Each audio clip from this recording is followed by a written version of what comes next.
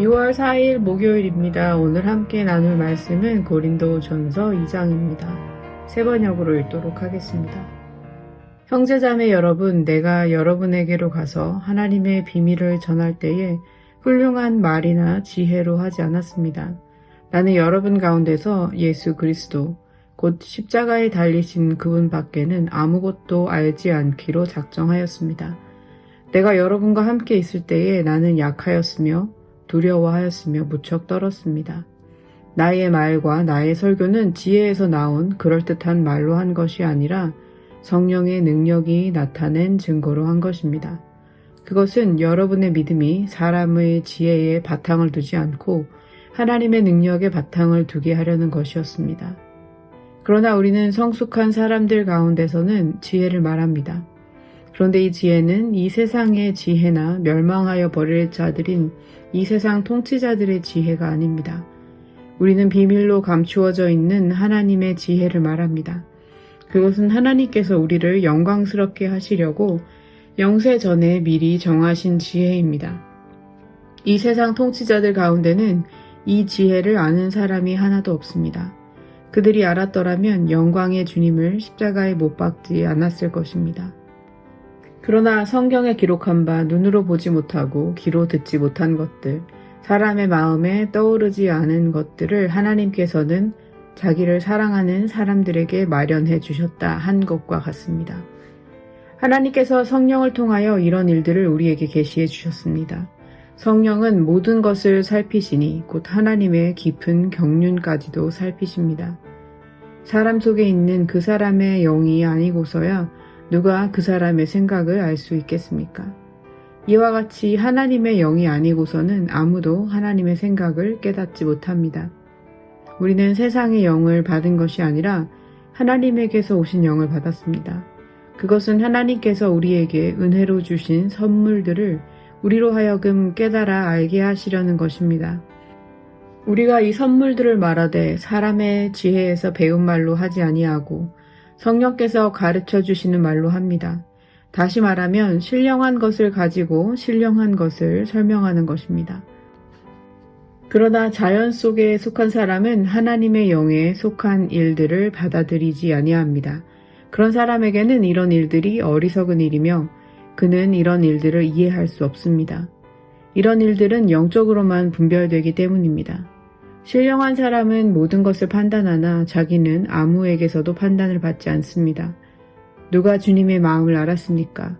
누가 그분을 가르치겠습니까? 그러나 우리는 그리스도의 마음을 가지고 있습니다. 아멘.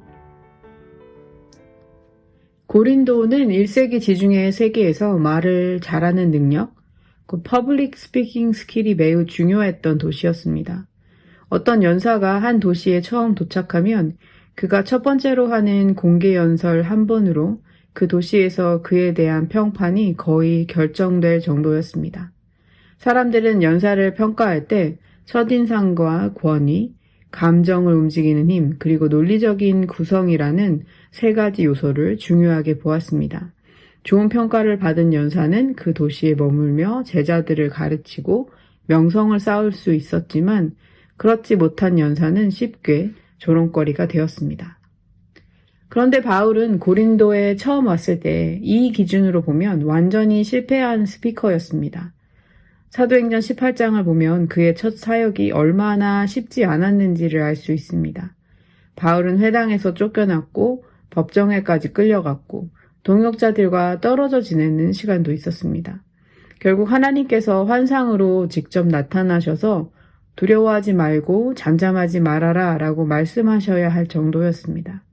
이것은 바울의 두려움과 떨림이 단순한 겸손의 표현이 아니라 그가 겪었던 실제 상황이었음을 보여줍니다. 그런데 이 편지가 쓰일 당시 고린도 교회 안에는 이미 분열이 일어나고 있었습니다. 나는 바울을 따른다, 나는 아볼로를 따른다 하면서 성도들이 교회 지도자들을 말하는 능력과 설득력, 학식으로 비교하면서 줄을 세우고 있었습니다. 결국 고린도 도시의 기준, 세상의 가치가 그대로 교회 안으로 들어온 것입니다. 바울은 오늘 본문을 통해 그 분열의 뿌리를 다루기 시작합니다. 바울이 수사학적 능력을 내려놓은 것은 능력이 없어서가 아니었을 것입니다. 의도적인 신학적인 선택이었습니다. 그가 포기한 것은 말하기 기술 자체가 아니라 자신을 드러내고 우월하게 보이려는 태도입니다. 바울은 우리의 믿음이 사람의 지혜가 아니라 하나님의 능력 위에 서야 한다고 말합니다. 결국 중요한 것은 어디에 우리의 믿음이 근거해 있느냐입니다. 만약 바울이 탁월한 말솜씨로 사람들을 설득했다면 그 믿음은 바울이라는 사람 위에 세워졌을 것입니다. 그러면 더 뛰어난 연사가 나타날 때 그 믿음은 흔들릴 수밖에 없습니다. 실제로 고린도 교회는 그렇게 흔들리고 있었습니다. 그래서 바울은 처음부터 자신을 드러내는 방식을 거부하고 오직 십자가만을 전하기로 작정했습니다. 그의 모습은 약했고 두려움과 떨림으로 볼품없이 보였던 것 같습니다. 당시 고린도 사회의 기준으로 보면 설득력도 없고 카리스마도 부족했습니다. 그러나 바울은 자신의 약함을 감추지 않았습니다. 오히려 그 약함 속에서 그리스도가 더 분명하게 드러나기를 원했습니다. 십자가는 화려한 수사나 인간적인 설득으로 전달될 수 있는 메시지가 아니라 성령의 능력을 통해 드러나는 메시지이기 때문입니다. 그래서 바울의 사역에는 사람의 능력이 아니라 성령의 나타나심과 하나님의 능력이 함께 했습니다. 우리의 믿음은 지금 어디에 서 있습니까? 설교자의 능력입니까? 교회의 프로그램이나 시스템입니까? 아니면 영적인 체험입니까? 만약 그것들이 사라질 때 우리의 믿음도 함께 흔들린다면 우리의 믿음은 아직 하나님의 능력이 아니라 사람의 지혜 위에 서 있는 것일지도 모르겠습니다. 그리고 우리가 붙들고 있는 많은 것들은 사실 하나님께서 은혜로 주신 것들일 뿐 우리가 자랑할 근거가 될 수 없습니다. 바울은 6절에서 그러나 우리는 성숙한 사람들 가운데서는 지혜를 말한다 라고 말합니다. 여기서 지혜는 세상의 지혜를 의미하는 것이 아닙니다. 다른 종류의 지혜를 말한다는 것이죠. 그 지혜가 어디서 드러났는지를 이해하는 것이 중요합니다. 그것은 예루살렘의 외곽 한 처형장에서였습니다. 아무도 그곳에서 진리를 찾으려 하지 않았습니다. 고린도 사람들은 철학과 웅변 속에서 지혜를 찾았고 유대인들은 표적을 통해 하나님을 보려 했습니다.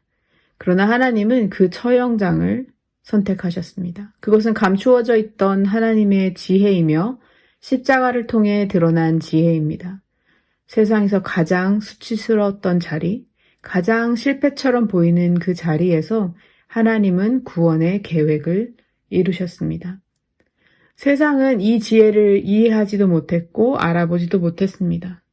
8절에서 바울은 그들이 알았더라면 영광의 주님을 십자가에 못 박지 않았을 것이라고 말합니다. 당시 자칭 인류가 가진 최고의 종교와 최고의 정치 체계조차 하나님의 지혜를 알아보지 못했습니다. 그 이유는 새로운 방식으로 들을 귀가 없었기 때문입니다. 9절의 말씀처럼 눈으로 보지 못하고 귀로 듣지 못한 것들, 사람의 마음에 떠오르지 않은 것들을 하나님은 이미 준비해 두셨습니다. 세상의 지혜는 자신의 강함을 증명하고 승리를 통해 영광을 얻는 방식이지만 하나님의 지혜는 정반대의 길을 갑니다. 그래서 세상 기준으로 보면 십자가는 어리석고 이해할 수 없는 것으로 보입니다. 그렇다면 우리는 그것을 어떻게 알 수 있을까요? 10절이 그 질문에 대한 답을 줍니다. 하나님께서는 성령을 통하여 이런 일들을 우리에게 계시해 주셨습니다. 이어서 11절의 비유가 이 구절을 설명합니다. 한 사람의 내면은 그 사람의 영만이 아는 것처럼 하나님의 마음도 하나님의 영만이 알 수 있습니다. 그런데 우리는 12절 말씀대로 세상의 영이 아니라 하나님에게서 오신 영을 받았습니다. 그래서 눈으로 보거나 귀로 듣거나 마음으로 생각해서는 알 수 없었던 하나님의 지혜를 성령을 통해 깨닫게 됩니다. 성령은 하나님의 깊은 경륜도 아시고 우리의 마음도 아시기 때문에 그 사이를 이어주시는 분입니다. 그렇다면 신령한 사람은 누구입니까? 특별한 체험을 가진 소수가 아닙니다.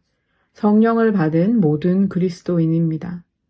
이것은 자랑할 조건이 아니라 은혜입니다.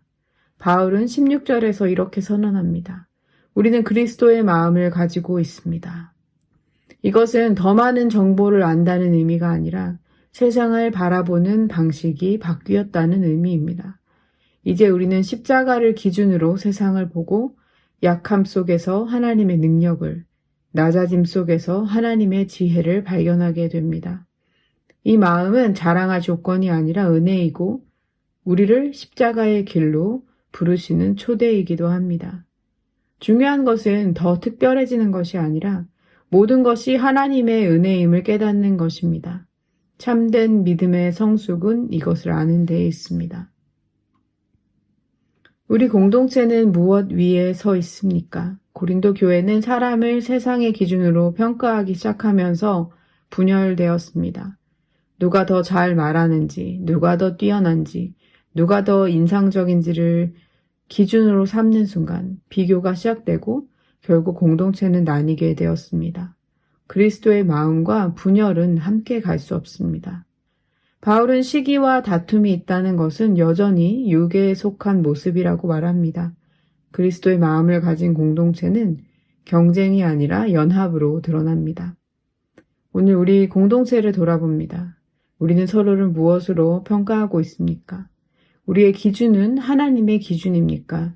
아니면 여전히 세상의 기준입니까? 또한 우리는 복음을 어떻게 전하고 있습니까? 우리가 복음을 더 매력적으로 보이게 하려고 포장할수록 오히려 그 본질은 흐려질 수 있습니다. 십자가는 포장될 수 있는 메시지가 아닙니다. 메시지를 전하는 메신저가 메시지를 닮아갈 때 사람들은 우리의 능력이 아니라 하나님의 능력을 보게 됩니다. 나의 믿음이 사람의 지혜와 능력 위에 있지 않은지, 세상의 기준으로 우리 공동체 안의 지체를 판단하고 있지는 않은지 그리스도의 마음을 가진 사람으로서 우리 자신과 공동체를 돌아보는 하루가 되었으면 좋겠습니다. 나눈 말씀을 생각하며 함께 기도하겠습니다. 하나님 아버지, 오늘 말씀을 통해 십자가의 어리석음과 약함 속에 감추어진 하나님의 지혜를 생각해 봅니다. 우리의 믿음이 사람의 지혜 위에 서 있지 않고 오직 하나님의 능력 위에 서게 해 주시옵소서.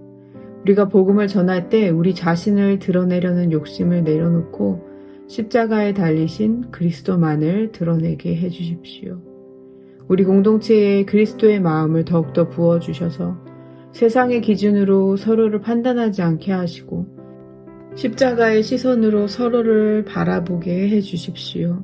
비교와 경쟁이 아니라 섬김과 연합함으로 세워져 가는 공동체가 되게 해 주십시오. 이 모든 일이 우리의 능력이 아니라 성령의 능력으로 이루어질 줄을 믿습니다. 좋으신 우리 주 예수 그리스도의 이름으로 기도합니다. 아멘.